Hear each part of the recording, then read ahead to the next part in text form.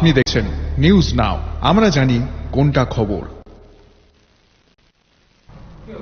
15th finance commission ने rural local bodies के लिए धनराशि स्वीकृत की है। इस मामले में 15वें वित्त आयोग ने त्रिपुरा के लिए 29.75 करोड़ रुपए स्वीकृत किए हैं।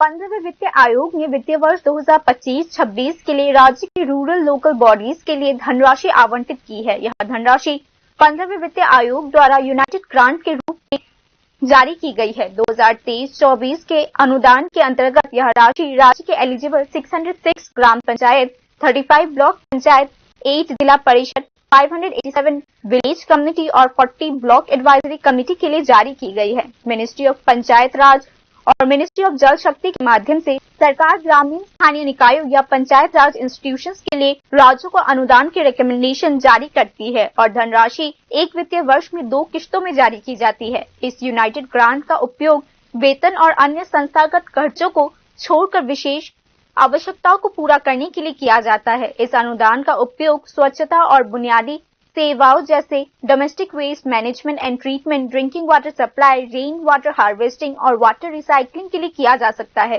पिछले मार्च में सरकार ने कर्नाटका और त्रिपुरा में ग्रामीण स्थानीय निकायों के लिए वित्तीय वर्ष 2024-25 के लिए 15वें वित्त आयोग अनुदान की दूसरी किश्त के रूप में 436 करोड़ रुपए जारी किए, जो स्थानीय शासन को मजबूत करने और ग्रामीण परिवर्तन को आगे बढ़ाने में मदद करेगा। Bureau report, news now.